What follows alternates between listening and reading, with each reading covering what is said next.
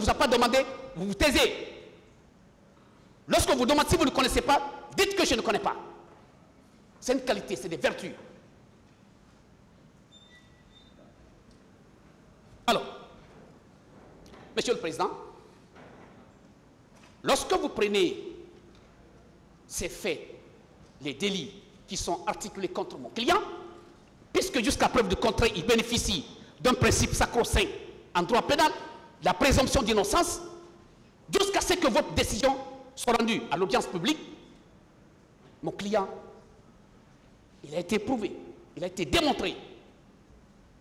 Outre même le passage des personnes ici, lorsque vous avez projeté des images, des audios, mais écoutez, soyons encore plus courageux de reconnaître que colonel Djabi, c'est un harcèlement, on le harcèle. Il n'a pas sa place ici, Monsieur le Président. Lorsqu'on vous demande de requalifier ces faits en crime contre l'humanité, c'est aller à l'encontre des principes sacro-saints. Je ne vais pas revenir sur les déclarations des talentueux confrères ici de la défense. Je fais muet parce que c'est propre, parce que c'est limpide, parce que c'est clair, parce que c'est codifié, c'est vérifiable.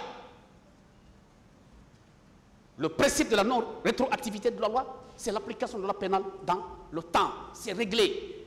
L'article 5 qu'a fait État, mon distingué, mon talentueux, mon aimé confrère, mettre l'ancien ici là, met en évidence la prescription, la chose jugée. On ne vient pas dessus. Moi, ce qui me préoccupe, au-delà des faits principaux qui sont articulés contre les autres accusés, mon client, ces faits sont de nature particulière. Parce que peut-être le crime qu'il a commis, il a accepté d'être ministre de la Santé. Si c'est un crime,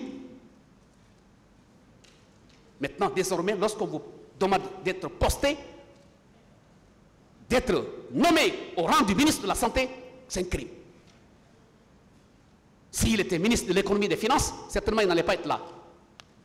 S'il était ministre de la pêche, il n'allait pas être là. Ministre de la Santé à l'époque, département de la Santé, c'est tout simplement. Mais sa nomination, ce n'est pas un fait du hasard. La personne qui l'a nommé a vérifié la capacité, la compétence, l'intégrité, la moralité de cet homme. Son parcours, son palmarès médical, tout le monde le sait. Il n'est pas à démontrer. Lorsque l'occasion va nous être donnée pour plaider pour la cause de colonel Abla Chérif Diaby, je vais vous démontrer, Monsieur le Président, que cet homme-là, c'est une icône. C'est une bibliothèque. Si on le perd, c'est un fiasco. Alors, outre cela, Monsieur le Président, j'avais dit que je ne serais pas long parce que je touche les points essentiels. Le premier point a été débattu.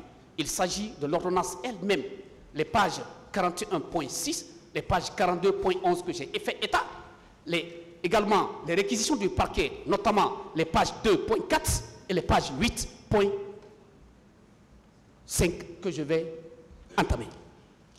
Alors,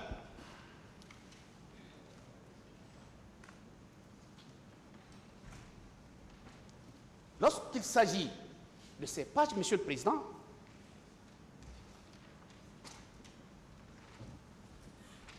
page 8. Monsieur le Président, voilà encore une autre fausse accusation. Mais quand même, quand on n'a rien à reprocher à quelqu'un, on se tait. Il n'y a pas quelqu'un qui suit cette audience, en tout cas pour les intérêts de colonel Diaby, plus que moi, outre le tribunal, parce que vous êtes le plus attentif. Mais après vous, c'est moi. Par rapport à la défense de colonel Diaby, je suis de près. Aucune virgule ne m'échappe. Je note, j'analyse, je réfléchis avant de prendre la parole. Le parquet, dans son bureau, Monsieur le procureur, en rédigeant ses réquisitions, voilà ce qu'il attribue à mon client. Que ça a été déclaré par lui ici à cette barre. Il dit Il met entre guillemets. Il rapporte que c'est les propos tenus par mon client ici à la barre. Il dit,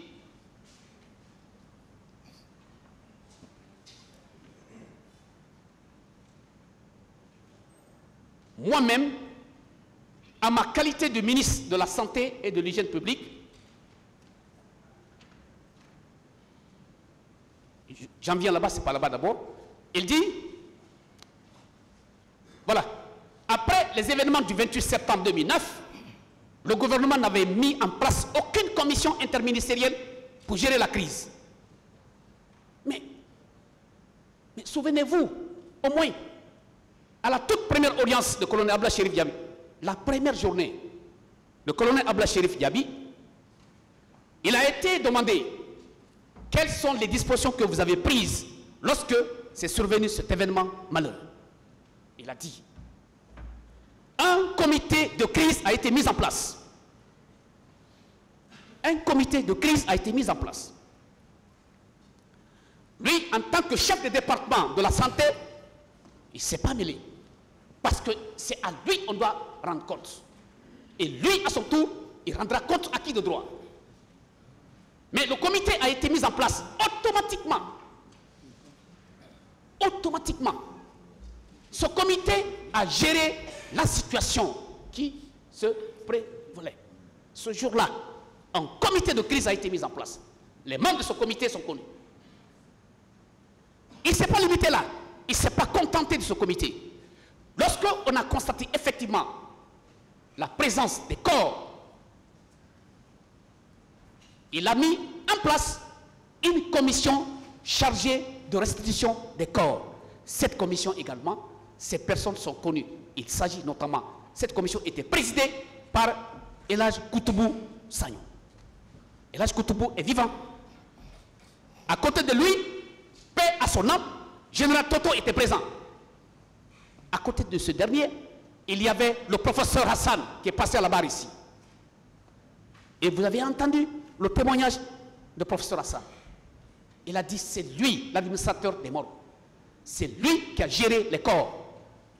C'est lui qui est responsable des morts. Il a présenté le tableau ici. Mais qu'est-ce qu'on veut de ce monsieur-là?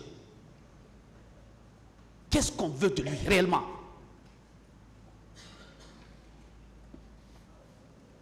Le professeur Hassan, lorsque moi je lui ai posé la question de savoir, monsieur le professeur, est-ce que vous, en votre qualité de médecin légiste, êtes-vous sous l'autorité du ministre de la Santé ou l'autorité de monsieur le procureur? Étant entendu que vous avez prêté serment devant les cours et tribunaux, il a dit, maître, je suis sous l'autorité du procureur de la République. Je lui rends compte. Entre le ministre de la Santé et moi, c'est un rapport de tutelle qui nous lie. Je ne suis pas sous son autorité. Et effectivement, les actes posés par professeur Hassan, ce sont des actes authentiques. Ils ne peuvent être attaqués jusqu'à inscription en faux. Mais comment vous voulez changer l'évidence? Qu'est-ce que vous voulez? Après 17 mois de débat contradictoire, qu'est-ce que vous voulez réellement? Qu'est-ce que vous voulez? Qu'est-ce que le ministère public veut? C'est simplement vous tromper. Le ministère public veut vous tromper, veut vous induire en erreur. Et si vous accédez à cette demande qui n'a pas sa raison d'être, Monsieur le Président, vous conviendrez avec moi que vous créez un précédent dans l'histoire judiciaire de ce pays. Le troisième point, Monsieur le Président, il s'agit notamment du manque d'objectivité et du manque d'opportunité de la demande.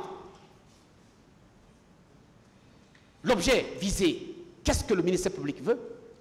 C'est pour simplement vous dire, non, ce procès-là n'a qu'à s'arrêter, on va reprendre. Puisque les faits qui vont être accédés à votre demande, à sa demande, ce sont les faits, cette fois-ci, qui sont nouveaux, qui n'ont pas été, n'est-ce pas, connus à l'avance, qui véritablement méritent encore une autre instruction. Et le ministère public a attendu après que les accusés aient passé à la barre. Le ministère public a attendu, après que les parties civiles ont été entendues, après que les témoins ont défilé, ont déposé.